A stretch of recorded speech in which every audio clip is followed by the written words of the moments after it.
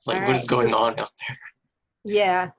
All right, we're gonna start on thermodynamics. Again, this is for exam 3, and actually really good review of stuff from 221.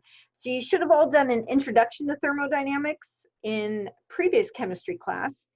And most students don't really like it much the first time. And then when we do it now, they're like, oh, there's no mice charts. We will get to K maybe today and see the relationship. Thermodynamics, though, what we've actually talked about earlier this term is enthalpy. And full thermodynamics is the study of enthalpy and entropy. Enthalpy is actually a type of entropy. I always kind of make this joke to my class that this chapter is usually like 50, 60 pages. It's usually the biggest chapter in the book. It's pretty dense. I actually have never fully read it. So if you're having any trouble falling asleep, I recommend reading this chapter. But enthalpy is a measurement of this means change. So it's a change of heat in the chemical reaction.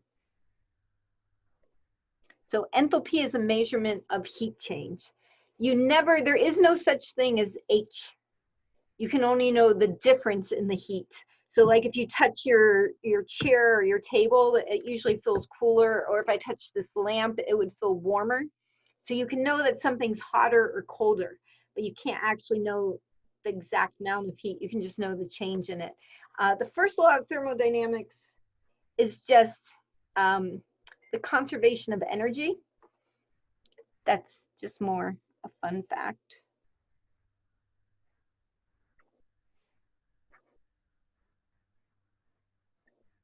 So energy is neither created nor destroyed, right? It just changes form. And when you take physics, you do a lot with this. So it's really delta E, which is change in energy. Q is the symbol for heat.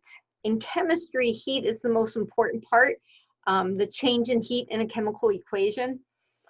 There's also work. And so in physics, you look at both heat and work is often the bigger component. And here we're just going to focus on the change in heat in the chemical equation because it's chemistry. And we've already talked about these terms when we did Le Chatelier's, so we saw a review of that. Exothermic means exiting, so you're losing heat. So it's a negative delta H. So enthalpy is like your bank account. When you lose, it's a negative. It's like a withdrawal. And endo means into, so you gain heat. And so that would be positive. All right, I'm going to add a piece here at this point, and you kind of have to wait as we build through this. It has to do with the second law of thermodynamics, so it has to do with what entropy is. Exothermic is the favorable, so that's a happy face. You can also just write favorable.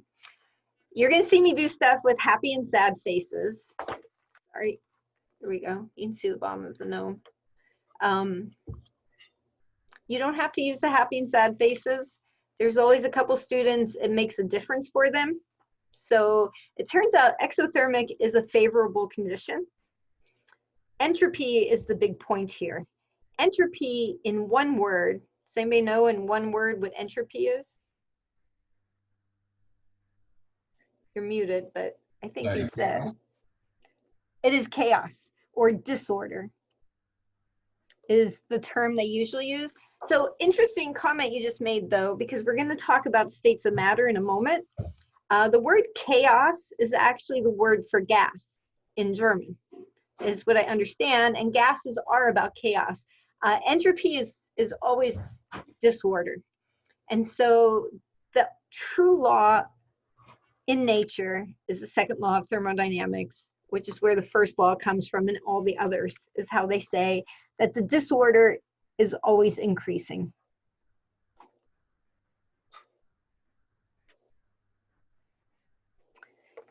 And that is why our universe is expanding.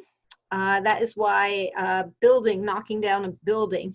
Think of yourself like my house is entropy in action all the time. My office actually has a sign on it. And then students usually, after they see 223, if we were back on campus in the fall, a lot of the students in this class will say, oh, I love the sign on your door, because they finally get entropy. And so this is what the book spends a lot of time talking about, is that the delta S of the universe is the delta S of the system plus the delta S of the surroundings, and it's always increasing. It's always greater than 0. So with that, a positive delta S means increasing disorder, and a negative delta S means a decrease in disorder. So there's actually no such thing as order. There is disorder. There's either more disorder or less disorder. And if you think about it with your life, that kind of makes sense, that things become more disorderly or less disorderly. Now with that, that is the correct way to say it. I do sometimes say that negative delta S means we're moving towards order. It's not a correct phrase. I also always tell a story when Joey and I were in Nepal. In Nepalese, I only know a few words like food. They have the word mati, which means up. And then they have the word na mati, which means not up. So they don't have the word for down. So when you're in the Himalayas, turns out you never go downhill. And having been there, Joey and I will both verify that whenever you're going down, it turns out you're always going up. And so if you ever get the chance to go to the Himalayas, you will finally understand what that means. So, and I'm wondering if the Andes Mountains are like that also. Having climbed Mount Hood many, many years ago, like 25 years ago, there was definitely a down. All right, so increasing disorder, decreasing disorder. The other quick comment that I will make, a quick disclaimer, you can actually know the entropy of something. It is technically just S, but we're going to be looking at this with chemical equations. So we're going to always be looking at the change of entropy moving forward. So we're going to always be looking at a delta S, so triangle S. Whereas enthalpy, there is no such thing as H. It's always a change in heat. All right, looking at entropy. Oh, and that is why enthalpy is actually a type of entropy.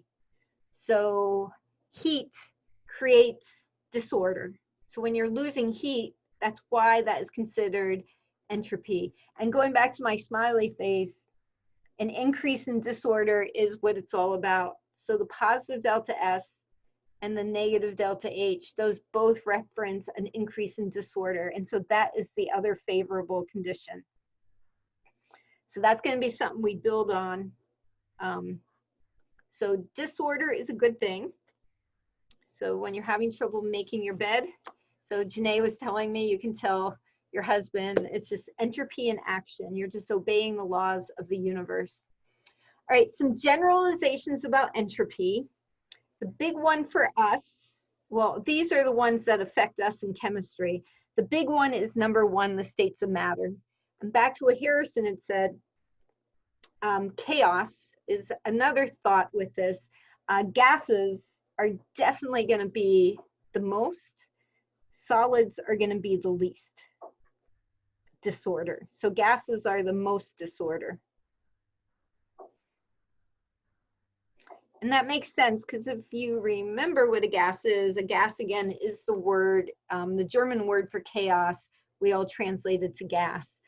Gases are randomly moving around. They're always moving. They're never stopping. Whereas a solid, right, like this pen or the gnome, you do the gnome. The gnome's just sitting there. He's not moving. Nothing's happening. There's probably a little wiggle. Like you guys are all wiggling. A liquid's in the middle because a liquid is about flow. It's the thing that a liquid can do. It can flow. Gases are really way out here, and it has to do, it was a question, Catherine, you had said earlier, it has to do with the intermolecular forces, that gases really don't have intermolecular forces, and so it allows them to have all this disorder. So aqueous is an interesting concept. By the way, I want to mention, these are the 3 states of order we talk about. There's apparently at least 9 states of order that they now talk about in physics. There's 6 more, and I'm pretty sure they're all have to do with the gas state or beyond the gas state. We're not going to go there, but it's some really cool stuff you can do once the class is over. Aqueous is when something dissolves. So it's all the stuff we just did with KSP, or that we are doing. And so aqueous means you have ions meandering around. Solid, liquid, gas is a pure substance. So these guys are pure. Aqueous means you have a mix. So suddenly when you start mixing things up, it's going to create more disorder, would be the prediction, right? So we would probably put aqueous after liquid, because things are flowing like in a liquid, but you have different things flowing around. You don't just have water flowing around, you now have sodium ions, chloride ions, different ions flowing around. This is a generalization. There is a chart. There's a huge chart we're going to see. And I honestly don't know how they, well, I do know how they figured out the numbers.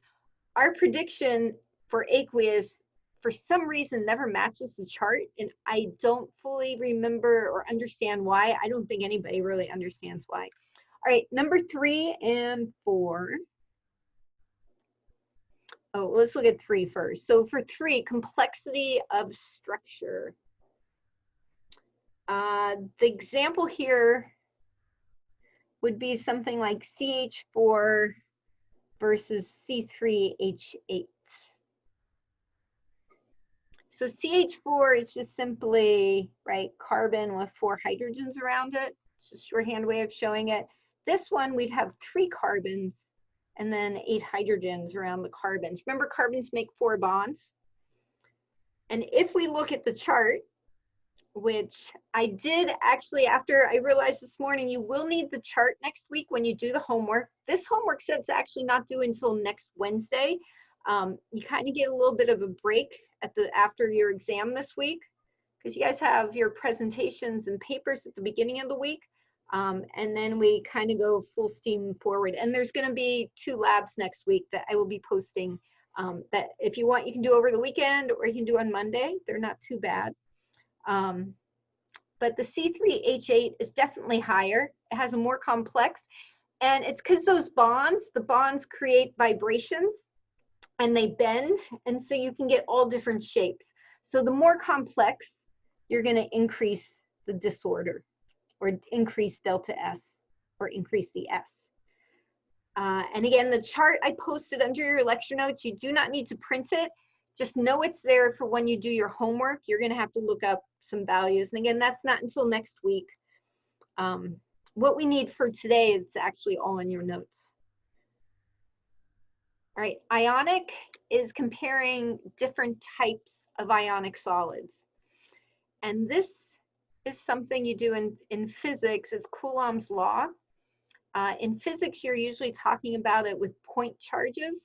In chemistry, these point charges become particles, which are ions. But if we were comparing, let's say, sodium chloride versus magnesium oxide, the difference between these is the charge. The sodium has a +1 and the chloride has a -1. Whereas here at the magnesium, we have a +2 and a -2.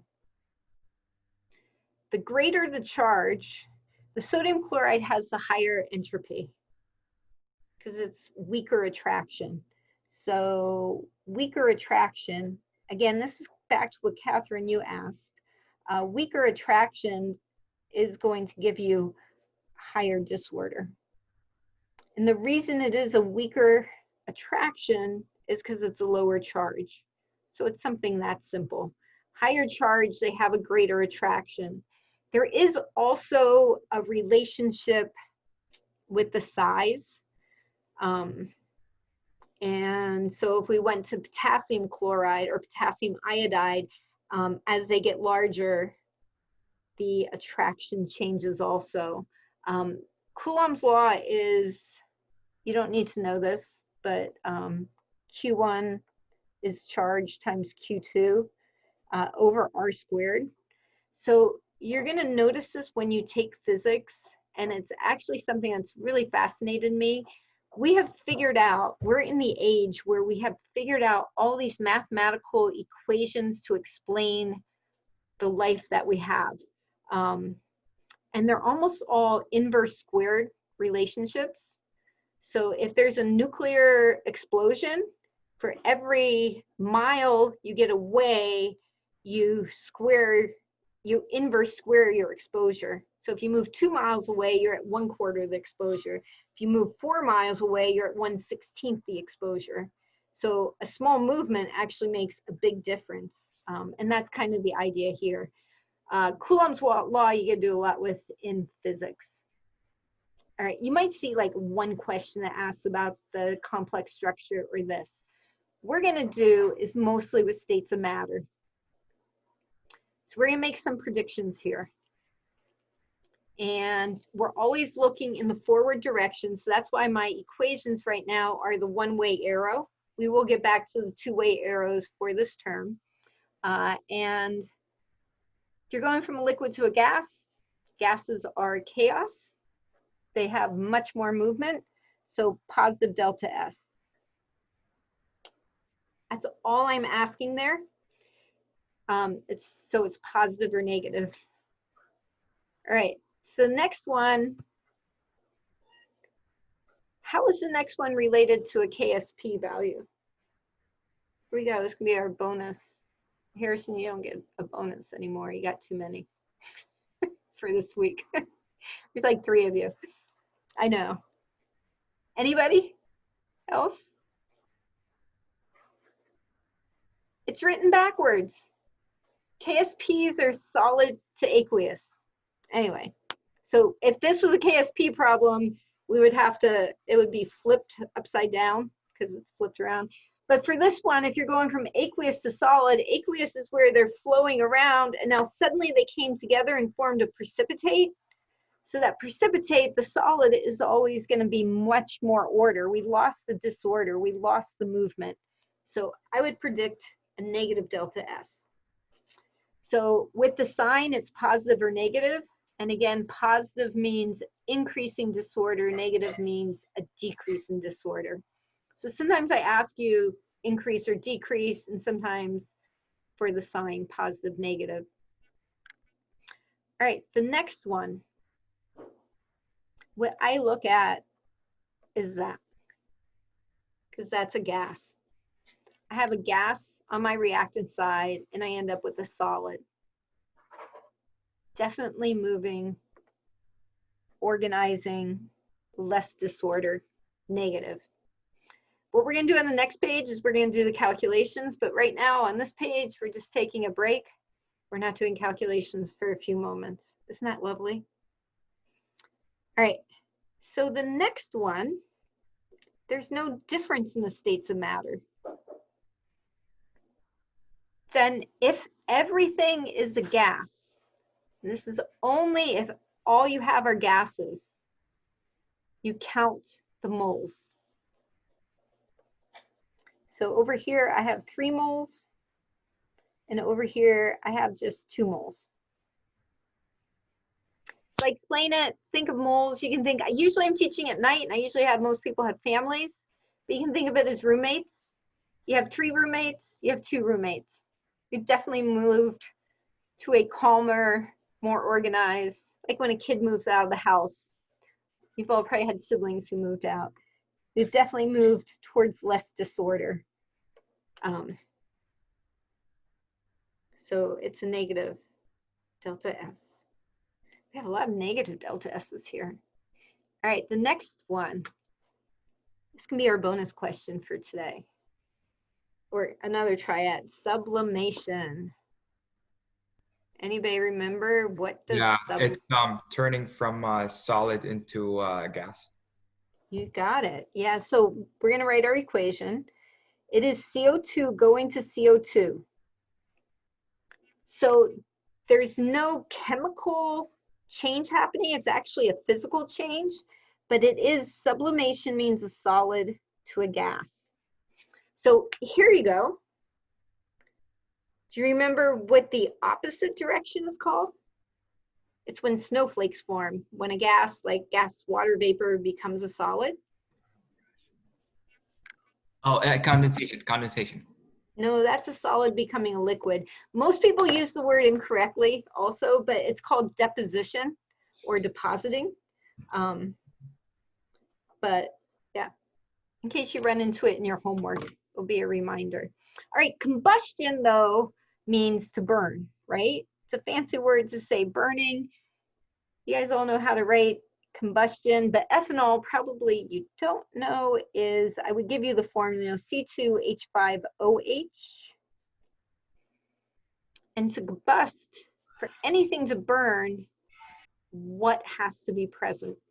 What's the other reactant always? Oxygen excess. You would always have oxygen present. And this is the whole idea of global warming or greenhouse effect, is we end up with CO2. The bonds of the CO2 are just perfect to catch the infrared vibrations as they bounce off the Earth. And so they create this lovely blanket. It's why we're not in an ice age. Different way of looking at everything. All right, we would balance the equation. Oh, we need to show states of matter. If an equation is given to you, like 1, 2, 3, and 4, you got to go with the states of matter. However I give them to you, you go with it. So if I give you a combustion and the states of matter are there, you got to go with that. However, truly combustion, when the ethanol has to heat up enough and so it's in the gas state for it to interact with the oxygen. This is true out in a test tube or in your car. In our bodies, we are combustion and we don't heat up that much because we have enzymes. But everything's actually, the easiest way to do combustion is in the gas state. And if you are somebody who works on engines, I had a student who was a mechanical engineer, and so he was the one who insisted we always look at it this way. Sometimes though you will see that the H2O is liquid, but if you're asked to write it, I would go with H2O gas. We do have to balance the equation. There's 2 carbons, so 2 CO2s. There's actually 6 hydrogens because there's 5 plus 1 more. So we're going to need 3 H2Os. So now we have to go and figure back the oxygen. So over here I have 4 plus 3 is 7. So I need 1 plus 3 times 2. Just remember balancing coefficients. This is also the chapter where you can use fractional coefficients. It did not happen in this question, but we will see that happen possibly in other questions. And that's true for actually what we do next week, that we might see fractional coefficients. All right, so we just went through all of that so we could figure out our delta S. So for number 5 and 6, we're looking at states of matter. For 5, solid to gas, definitely positive. We formed a gas. And for this one, we have 4 gases to 5 gases. So this was 4 moles. If we made everything a gas, to 5 moles. These are predictions. Again, on the next page, we're going to do calculations. Just need to take a little rest from calculations for a little bit today. We're going to do one more thing before we talk about Dr. Gibbs. On some of these, we can actually also predict enthalpy. We can actually predict if it's exo or endo. On the very first one, you can. H2O is liquid. So you guys have all made tea or coffee. You put the liquid in the pot and you heat it up and you get vapor, gas. You are adding heat to the system. Adding heat means positive delta H. So from liquid to gas, it's endothermic. We're putting heat into it to make it change. All right, 2, 3, and 4, I cannot do without the chart. I would have to find out if it was exo or endo. And so, but number 5 we can do. Sublimation is the same like evaporation up here or boiling. To go from a solid to a gas, it's actually absorbing heat because the gas is causing all this chaos since it's the same substance. So positive delta H. You can't do that with these other ones because the bonds are also changing, they're rearranging, and so there's more pieces involved. But when it's just a change in state of matter of the same substance, you can predict if it's exo or endo. So our evaporation and our sublimation were endothermic. Combustion is why we use combustion to move our cars, to heat our house. We ourselves are combustion engines. When you eat, you create energy. It is exothermic.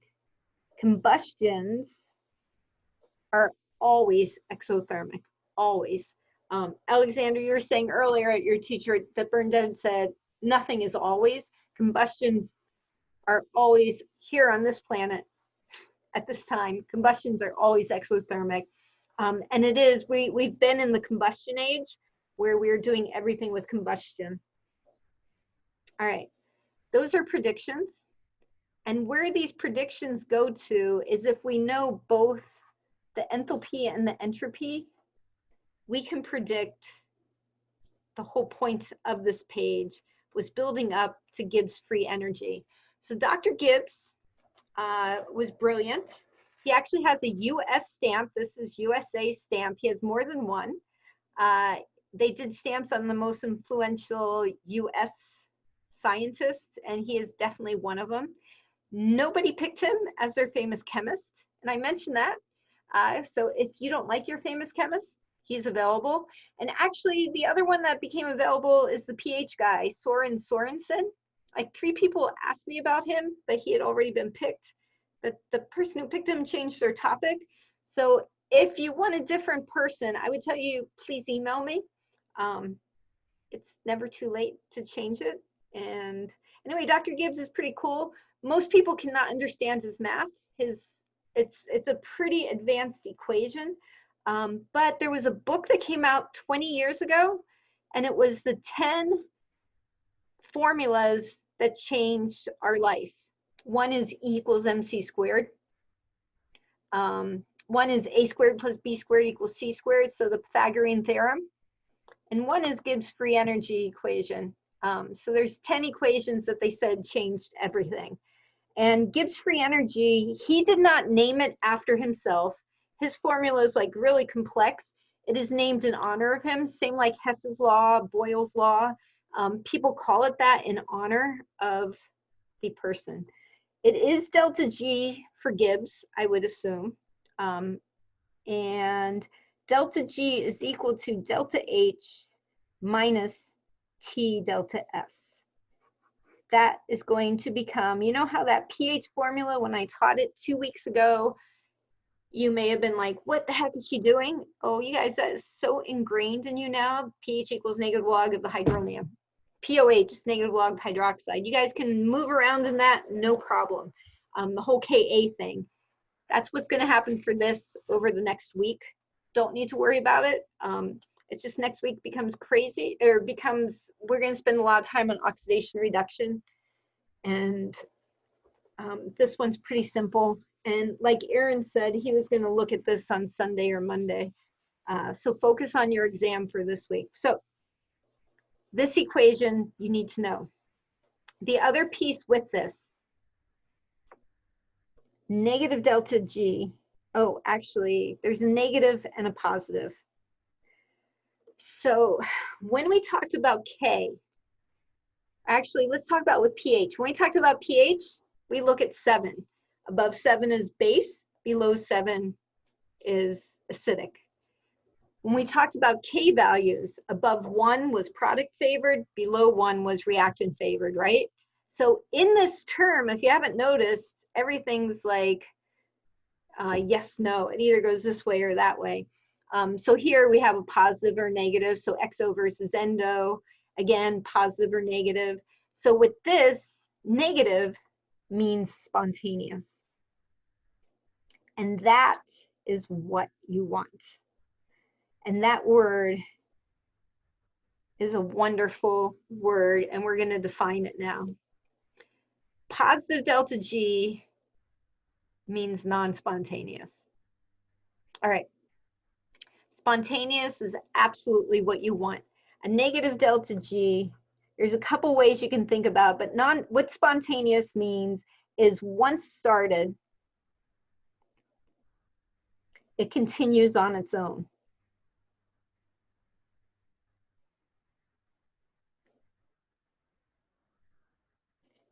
So that's what it means. Probably one of the best examples is Galileo. He came up with this idea of a perfectly frictionless surface. If you created a perfectly frictionless surface and you had like a ball that was a perfectly frictionless ball, you have that ball, it's not going to move until you tap it. As soon as you tap it, that ball will move across the surface and it would never stop moving. But something has to tap it. That's like the once started. It's kind of like the Big Bang. Sure, there could have been a bang, but what started it, and that's the best part, is everybody always says, and that's the problem with science, is they admit they don't know where this piece comes from in the Big Bang. But in chemistry, combustion is spontaneous. If you light a fire, it's going to burn. If you strike a match, that match, right? Once the fire starts, but you have to start it. If you have a snowball at the top of the hill, this I tell students, if I took you all up Mount Hood, or actually Pimba took you all up Mount Hood because he's the real Sherpa. If Pimba took you all up Mount Hood, you would all get down. It does not say how you will get down. It doesn't say how you will continue on your own. It's kind of like this term, I give you a nudge. How we get from point A to point B, I'm not telling you that. It's just saying we will get there. It does not, it is not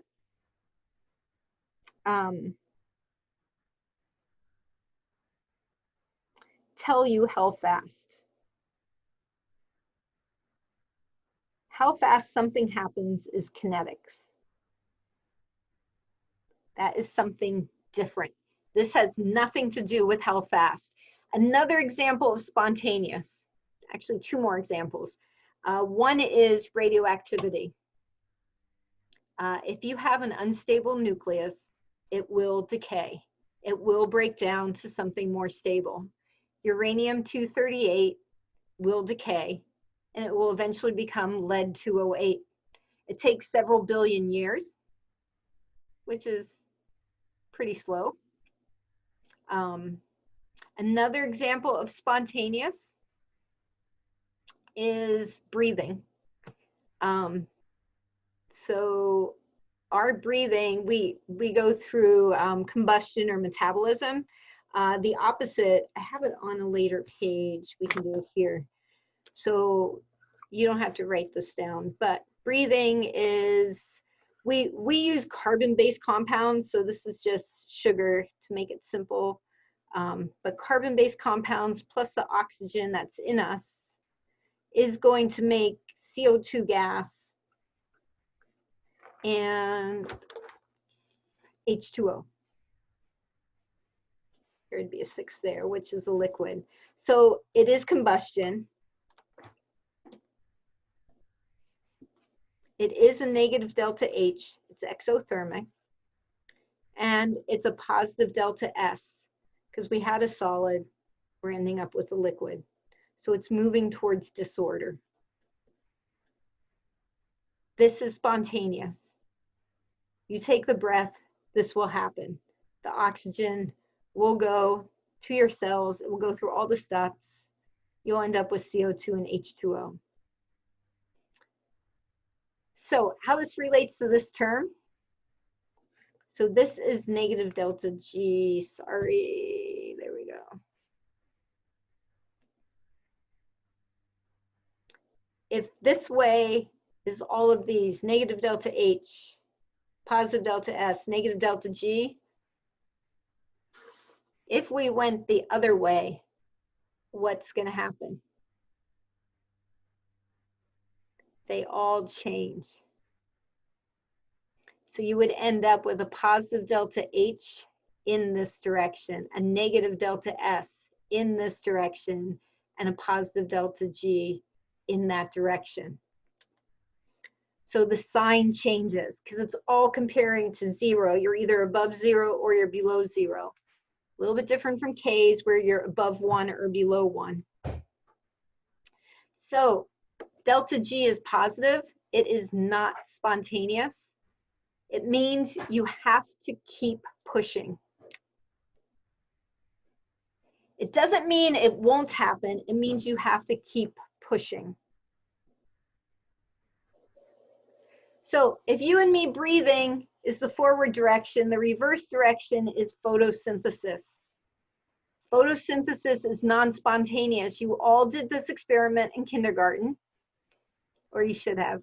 I don't know what kindergarten was like in Oregon, but you take the beans and you put them in a pot and the beans grow, and then you put one in the dark and that poor bean never grows. It just sits there. Because what has to happen to push is the sun. Something is pushing, and that's my sunshine. All right. So the sun pushes it to keep it going.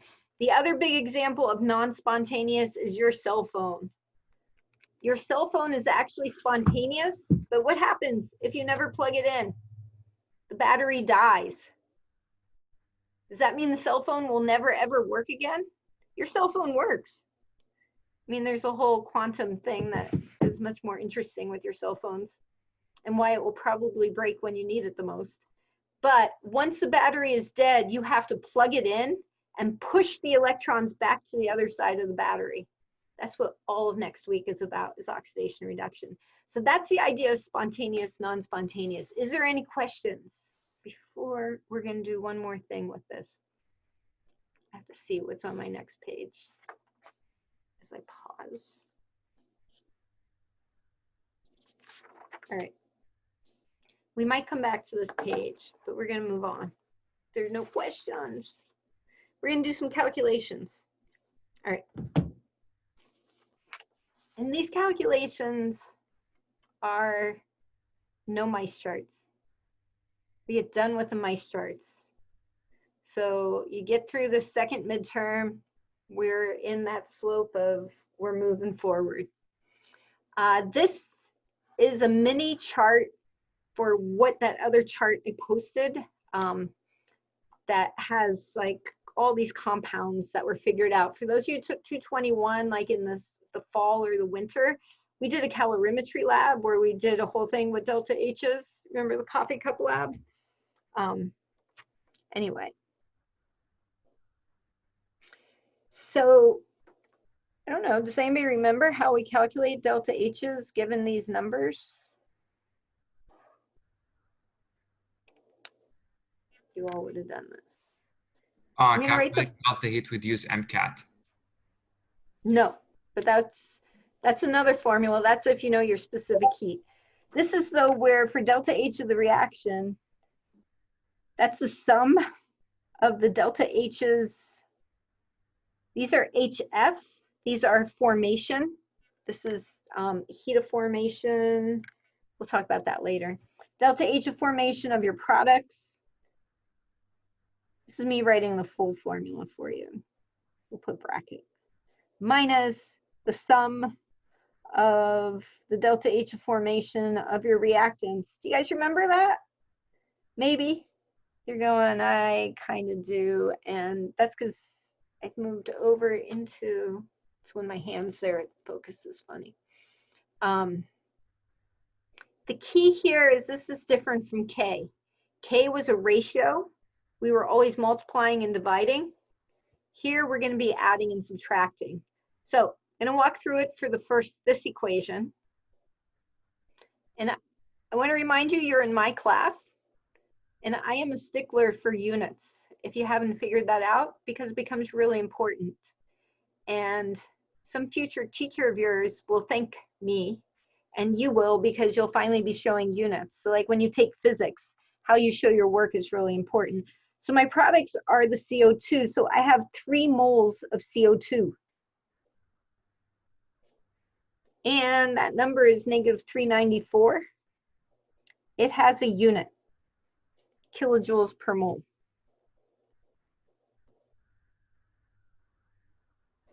I really miss my chalkboards and writing this one out. And then we're going to add the 4 moles of H2O and multiply by its number, 286 kilojoules per mole. Now, the mole will cancel in each case, right? That's my, I'm going to put a bracket, you don't actually have to. That's my products. It is always final minus initial. So then we will subtract, we have 1 mole of C3H8, and it's -104. The sign is crucial per mole. And on this one, I'm going to ignore the oxygen. For delta H's, I can actually talk about that up here. Delta H, the F is formation. It is forming the compound from the elements. So elements don't have a delta H of formation because they are what makes the delta H of formation. So oxygen is going to be a 0. Or if you look at the one further down on the page, the hydrogen gas, the aluminum solid, they are 0s. However, entropies, everything has an entropy. Everything has some kind of disorder. If you notice, they all have a positive entropy on this list because everything has some kind of wiggles and jiggles. Okay. You guys are going to calculate that? I'm going to run next door and grab my answer key.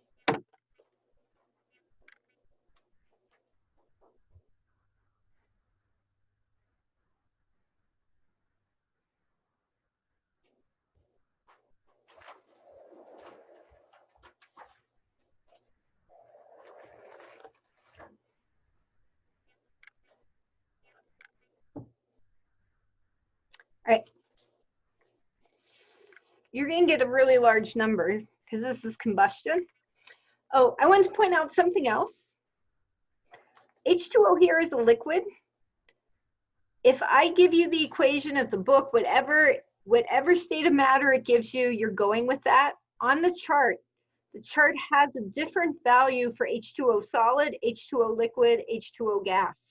So you have to use the number that's given. The other thing about the chart that's posted, this is again for next week's homework, it gives like 6 sig figs. I ended up rounding everything to whole numbers because it's really, does it come out positive or negative is the big picture. You get -2,222 kilojoules. And if you like to have 6 sig figs, great, you can go for it. You can write the numbers how they are in the chart. You're going to do the same thing for delta S. Products times their moles minus the reactants times their moles. You will include the oxygen. In the interest of time, if you're doing this at home or if you go back to do this, pause me here, figure it out. I'm going to give you the answer. You're going to get 373 joules per Kelvin, and it is a negative. The sign is really important. Pay attention to the sign. When I taught enthalpy for my students and for all of you, because you're all my students now, in this chapter, your units are important. You got that? I'm a stickler about units. It's not just about the number. It is the units. And in this chapter, the sign is really crucial. So in the previous chapters, it was that exponent. So like Juliana had a comment to me earlier that these 10 to the -9, 10 to the -16. That's a nice thing with thermodynamics is we're not dealing with those numbers right now. Something else I want to point out with this question, the units. Please notice my units for delta H were kilojoules. It is a small k, capital J. This is joules per Kelvin. Kelvin is temperature, and that is because entropy is affected by temperature. As you change the temperature, things have more jiggles and wiggles. And so as you increase the temperature, all right, the other problem, this is a capital K for Kelvin. The other problem is going to happen when we do the next step. So the next step, we're going to write our formula. Delta G equals delta H minus T delta S. Tomorrow, I'm going to do a review for your midterm. And one of the things it will keep emphasizing, you need to state the formula that you're using as you use it. So just blurting everything out at the top of the problem, that doesn't really explain to people what you're using. So you want to show your work very systematically. So up here, we stated our formula, and we clearly label our units. So here, delta G, so we're going to plug in. So my delta H is negative 2,222 kilojoules. So temperature, T is 298. So we assume 25 degrees Celsius unless you are told otherwise. That is standard.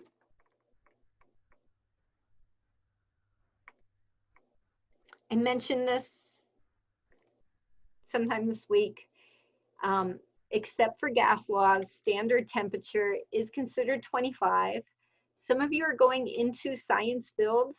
This is changing because 25 degrees is a really warm room. All right, so we're going to change this to 298 Kelvin. You can't have a negative Kelvin temperature. This is minus 298 Kelvin. That's not actually true. But in this class, we will never see a negative Kelvin. And the problem we're going to have with this number, this is in joules. This is in kilojoules. They have to be the same unit. Go to kilojoules. I'm going to do the math up here. There are 1,000 joules per kilojoule. So I'm going to divide by my 1,000. So this is negative 0.373 kilojoules per Kelvin. The reason entropy is in joules is because they're actually really small values as opposed to enthalpies. However, they're always multiplied by the temperature, so that makes them pretty significant at that point. All right, so negatives, and you can punch it in if you're faster than me, or you can carefully show your work, make notes to yourself. That's our setup. We punch it in, we get negative 2,110 kilojoules as our final answer there. And we have one more step, but before we get to that step, I do want to talk about what these answers mean. So what does a negative delta H mean?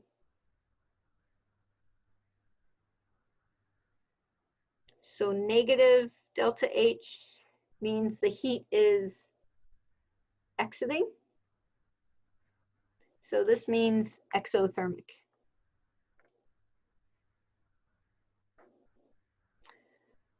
All right, we'll try that again. What's a negative delta S mean? You can always go back and look. Positive means disorder. So a negative, a lot of students will just write order. I used to do it that way because it was easier to say. It means a decrease in disorder. So our disorder is becoming more organized. That's because we formed the liquid here. So that kind of makes sense. What does this negative delta G mean? It's spontaneous. It is spontaneous. And you can just say that. The question will ask you, is it spontaneous or not? It's just a yes, no. But again, spontaneous is this really vague term. Most people misinterpret. It does not mean instantaneous. It means once you give it a push, it's going to keep burning. So this is propane gas, C3H8. And once you light the propane gas, it's going to burn, and it's going to keep burning until you put it out. If you don't give it enough oxygen, it will go out. If you run out of propane, it will go out, but it will keep burning as long as you have both reactants. So at this temperature, at standard temperature, any questions before we do this next piece? All right, the next piece just asks, what temperatures is it spontaneous? So delta G equals delta H minus T delta S. We're always going back to that formula. And again, every time you write it doing your homework, it just helps to ingrain it. The question we're solving for now is temperature. So T is going to be our unknown. We are not plugging in this number because we know the delta G is spontaneous. Hopefully you guys can still hear me. Can you still hear me? I forgot to turn my email off and it does weird stuff to this. The cusp of where something is spontaneous and non-spontaneous is 0. So if you put the delta G as 0, that's the point of making it happen, or you have to keep pushing. And then we just plug in our delta H was negative 2,222 kilojoules minus T negative 0.373 kilojoules per K, and we solve for T. I'm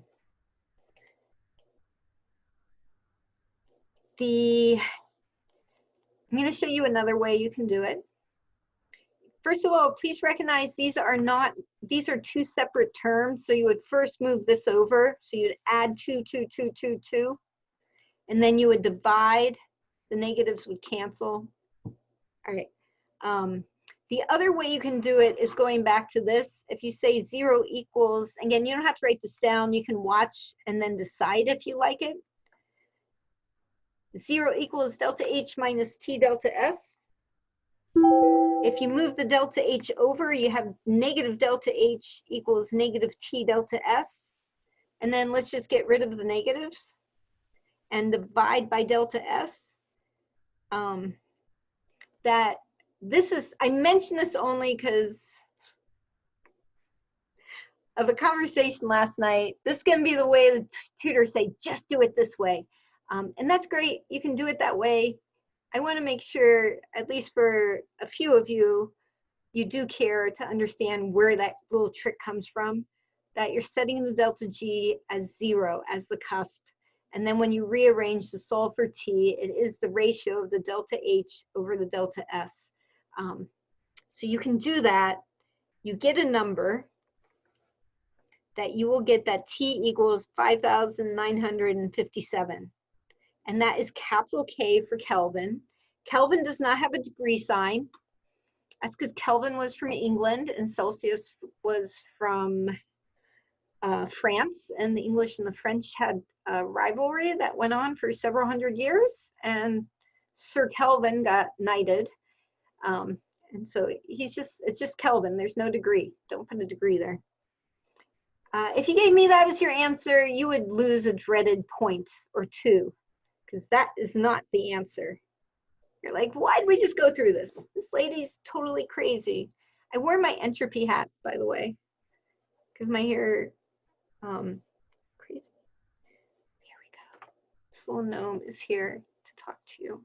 He's meditating for us. It is always either temperatures above this or below this. So this is the cusp. Again, it has to do with at 0, this is the point where it became spontaneous or non-spontaneous. So the question now is going to be, is the temperatures above or below that? And we're going to walk through how I know this. The answer is temperatures below. I'm going to use an up and down arrow because not most of you, a handful of you get confused with the greater than, less than sign. So if you use this or temperatures below this, spontaneous. Again, once you push it, it will keep going. This is really interesting. If you hit this temperature, 6,000 Kelvin, that we would fry, right? Unless we were a Yeti. Apparently Yetis can survive at 6,000 Kelvin. Sasquatch. So he's still alive. Maybe the gnomes. They got all that facial hair that might like disappear. I don't know. Maybe it's a protection. But the reaction now has to be pushed. It's no longer spontaneous. It's a really weird concept. So I'm going to go on my blackboard how to know if it's higher temperatures or lower temperatures. You guys already know this, but we're going to walk through because I'm running out of space. There we go. No. My mom unearthed that somewhere in our backyard. All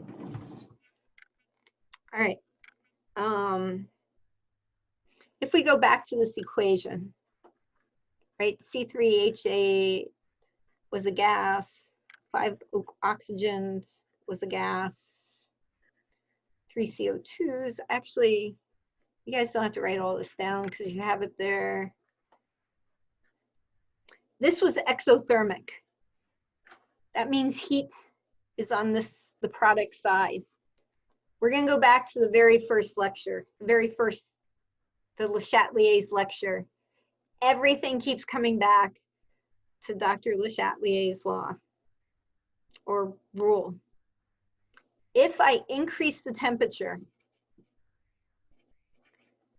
what's going to happen to this reaction? Heat's on the product side. If I increase the temperature, it's going to shift reverse. It shifts in the endothermic direction, which is reversed for this one. It has to absorb that heat that we're adding to it. This means reverse, right? That means non-spontaneous. So putting that word spontaneous with everything that we have talked about this term, a reverse reaction means non-spontaneous.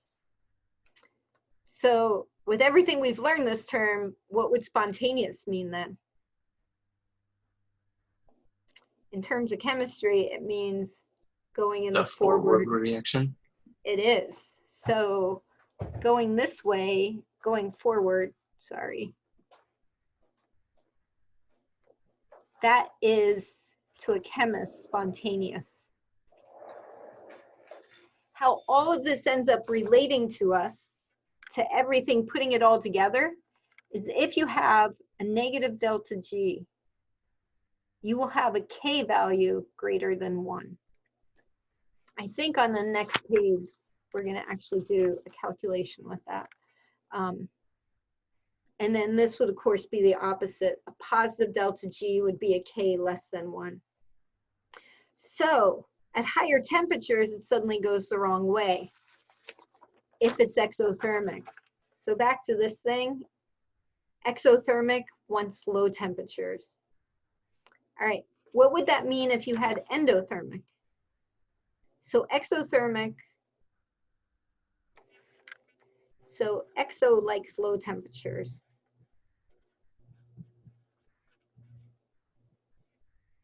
So endo would be the opposite answer. It would be good at high temperature.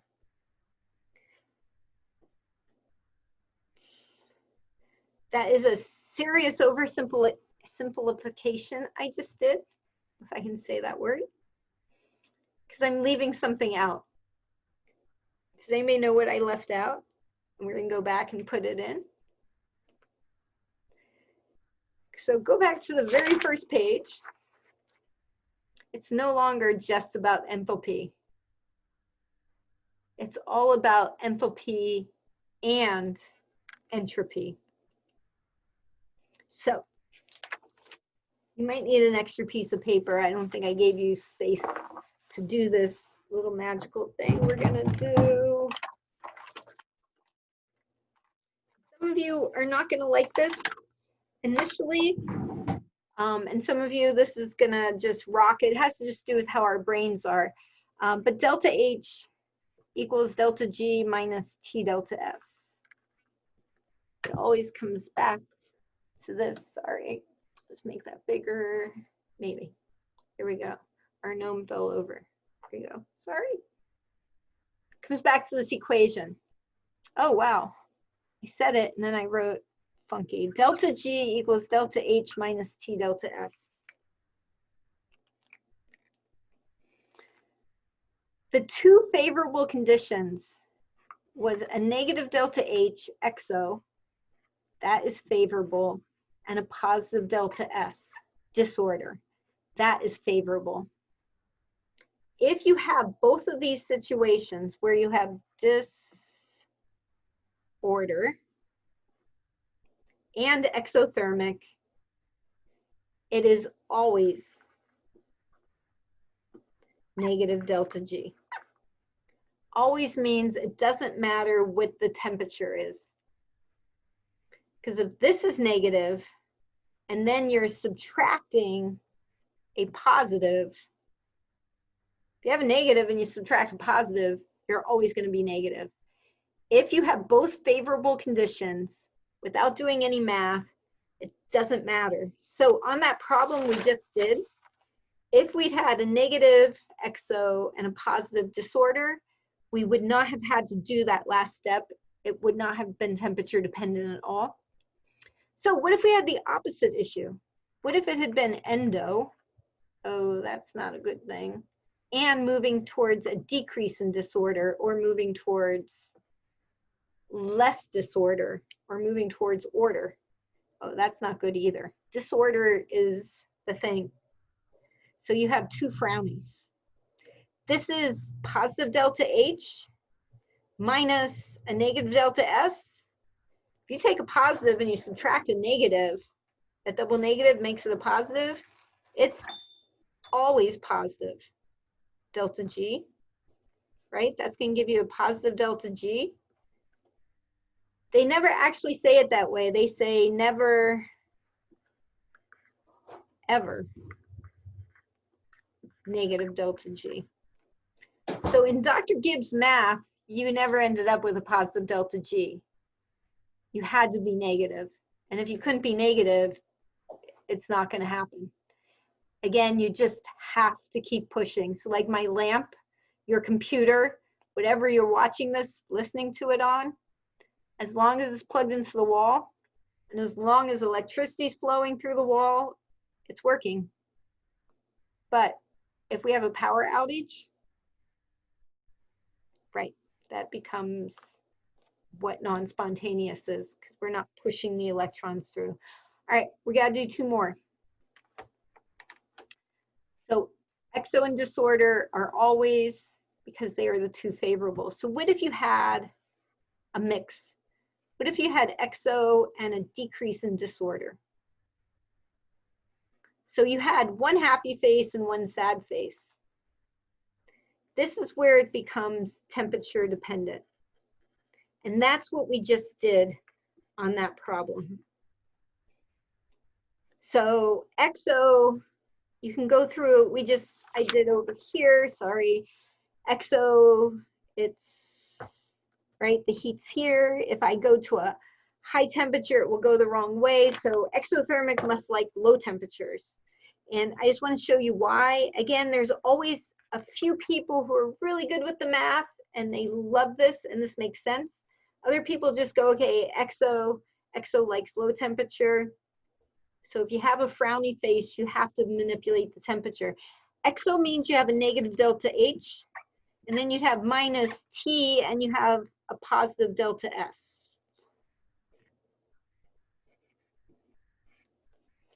So, I'm sorry, you have minus a negative delta S because we're decreasing the disorder. This term is going to mess everything up because it's going to become a positive. So we want to keep this term as small as possible. And we can influence the size of the term by keeping the temperature as low as possible. That problem we just did, that's why that works. And again, you can think about this. Is it on the test this Friday, Dr. Sherpa? No, not this Friday. It's like in 2 weeks. All right. So the other possibility is the exact opposite. If you have endo and you have an increase in disorder, And again, I've had students tell me, I really don't like your smiley faces, and that's great. Don't use them. I am doing this because there's usually a handful of people who can only do it with the smiley faces. I don't know why. It's a good thing to smile and giggle and wiggle. So disorder is a positive, is a favorable condition. Endo is an unfavorable condition. So if you have one happy and one sad, it is temperature dependent. Endothermic, actually, I'm pretty sure this one comes out endo, that our heat would be on this way side, so a high temperature will push it forward.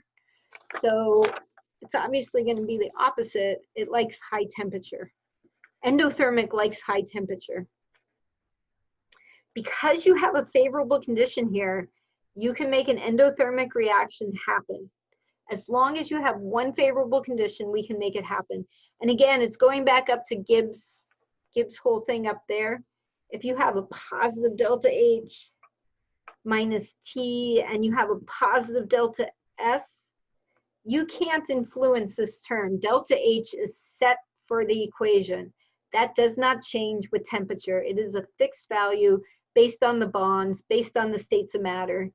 Delta S is influenced by the temperature.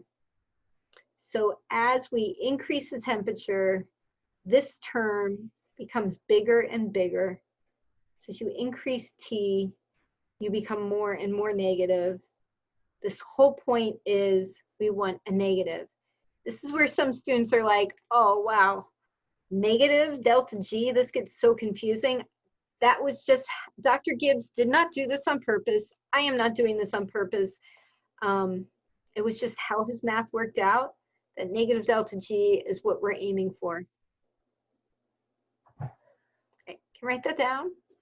Go back and watch this like on Sunday or Monday morning before we go through this again. We're gonna do one more problem, but not this one, because I think I have, yeah, we got 10 more minutes.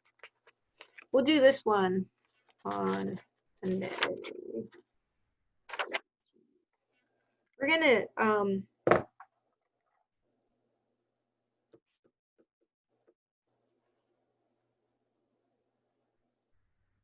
sorry, I'm thinking which problem I want to do. Let's go ahead and do this problem at the top of the page. So there's another formula here. I actually want you to know we're not going to use this formula except maybe for one problem. This formula down here I have boxed in because we will be using it a lot. And maybe that's better focused. Maybe it's better focused. We'll see. All right. But when you use this formula at the top of the page, is like what it says when you're not at standard conditions. Do you like the solar bear? I really like that cartoon. It has an R value in it. I see the R. This is a different R because we're dealing with joules and kilojoules. This is that other R value. There's a whole bunch of R constants. This is the 8.314. You remember when you did kinetic stuff, you used this one back in 222. So it's just a constant. And this delta G with the little knot means standard. That means the chart. The chart was, everything was standard. You have standard conditions mean 25 degrees Celsius, 1 molar, 1 ATM. Everything is just perfect. This delta G is non-standard. Something is not 1. So like in this problem here, the hydrogen is not standard. Or if the temperature is not standard. Q is the Q like K and Q. And so if you are not at standard conditions, It is called Q. All right, so we're going to do it for this. Someone so nicely already did the stuff with the chart. This number was given to us. It's standard because it has the naught. That's what that little 0, the degree, is read as naught, like tying a knot. Well, not quite that, but what we're going to do is we're going to write our formula. Delta G equals delta G naught plus RT natural log, and Q is products over reactants. So I'm going to write it specifically for this equation, NH3 to the second power over nitrogen and hydrogen cubed. That's what Q is, right? All right. It's related to K. It's just saying we're not at the point where it is K. K would be if everything is in our standard. So we're going to plug in. Delta G naught is negative 33.3 kilojoules plus R. Now, before we plug in this R, does anybody see what the problem is going to be? Somebody at home maybe sees the problem. Here we go. We can play along at home. You can email me. There's like 3 people watched my video last time and emailed me and got the bonus points. So here you go. You can all email me and tell me what my problem was, which is this R is in joules. And this delta G is in kilojoules. This is really important. We want everything in kilojoules. Do everything in kilojoules with this chapter. In a chemical equation, the changes are significant. That's why we see it in real life. So it will be 8.314 e to negative 3, because we have to divide by the 1,000. And that is now kilojoules per mole, and that K is Kelvin. Times the temperature, told us it was 298 Kelvin. All right, the other thing I want to point out, that log is an ln log. So the log base 10 log, I honestly have only seen it used. I'm sure somebody else has another use. The pH scale is log base 10. We have been doing everything with log base 10. We suddenly go back to natural log. So just be careful on your calculator. So this is log base little e. All right, and then let's plug in numbers. My NH3 is 1. All right, this is going to drive you crazy. I am sure. It drives every student crazy. Oh, actually, I'm sorry. It's not going to drive you crazy. It's going to be next week. If it is a gas, leave it in ATMs. If it is an ion, it will be in molarity. Leave it in molarity. The units become mixed. It's just how it's done. All right, we'll just leave it. It is 1 squared technically, right? Because the NH3 squared. All right, the nitrogen, and this will show up next week, is 1. And then the hydrogen, I made it 3 ATMs, so it's 3 cubed. Oh, this is a question that came up on the worksheet. And it's wonderful because this time of day is when the planes are flying over if there's no wind. 3 cubed, you can do this in your calculator. But some of you just do it in your head because it's faster. It is faster. Do it with your brain cells because it's instantaneous, because it's not working by a chemical reaction. It's working by waves. So 3 cubed is not 9. What is 3 cubed? 27. Yeah, it's 3 times 3 times 3. Just be aware of that. Happens on the worksheet. Anyway, you would punch this in. This is 1 over 27. Punch this in. Oh dear, to find my answer. All right. So when we punch that in, we get negative 41.4 kilojoules. And then you're going to be asked, does your answer make sense? That's why there was all that space. I was trying to figure out why I was so generous with space. So we're going to explain why this answer makes sense. Self-space. The one change that happened was the hydrogen. I increased the pressure of the hydrogen. The hydrogen's on the reactant side. So I'll just write underneath to make sure in case. So it's going to shift forward. Oh, we're back to good old Le Chatelier. Hooray! Chatelier.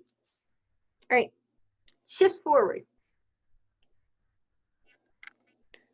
If it shifts forward, what happens to delta G? Like before we would say it shifts forward, that's going to make this go up or that. It becomes more spontaneous. Forward means spontaneous. So our reaction actually was already spontaneous. We made it more spontaneous. We decreased delta G. As delta G becomes more negative, that means more spontaneous. You can ponder this. And yeah, we'll leave it at that. All right, then I just say, let's make a prediction here. If I decrease the hydrogen, what would happen? So if I decrease the hydrogen, Dr. Le Chatelier would say, and they all say, all the people say, it shifts. Less spontaneous? Yeah, because it's going to shift reverse, right? Le Chatelier shifts it that way. So it becomes less spontaneous, which means the value, if we had numbers, delta G would become a larger value, less negative. You can also write it like that, less negative. You have to be careful with your wording. All right, I'm going to skip number 2, do number 2 next week when we go back over all of this. I want to do this number 1. Formula's right there. You guys have, it's supposedly a huge advantage. You can just make a note card with your formulas. But in all honesty, when they learned it, your brain works faster than you trying to shuffle through all your stuff. And so they just knew it. And so like on the final, they could just do stuff much better.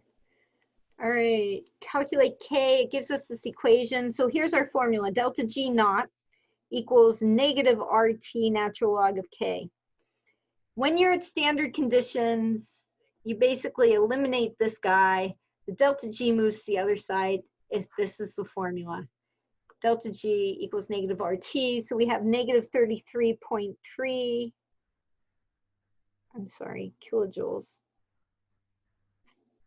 You're going to divide by the negative R times T. The temperature is the 298. The R is the R from up there that you moved to kilojoules. That's these two terms. All right, I'm just not gonna, you can plug them in. You can stop me and plug it in. That equals natural log of K. I wanted to do this just as a reminder. How do you get rid of a natural log? It's on your calculator with the natural log key. It's above it. It's a little e. So you do the little e to the power of this whole thing, and you'll get K. And 6.9 e to the 5th. So the big point of today's lecture was more that negative delta G is spontaneous. That means it is spontaneous.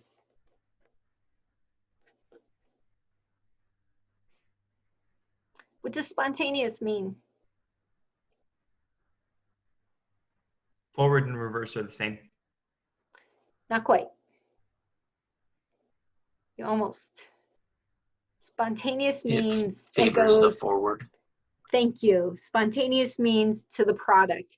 There is a reason in 221 and 222 that we kept, and even in 223, we write the reactions the way we do because we want them to go in that direction. And so they showed, we always showed one arrow because that's the way we want to go. So spontaneous means product. product favored is how we've been saying it this term. So product favored. Oh,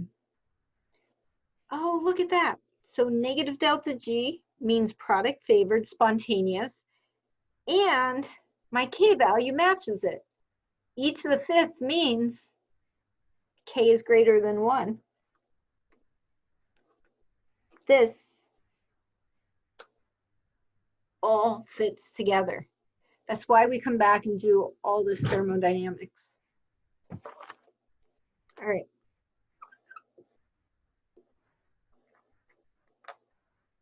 Any questions?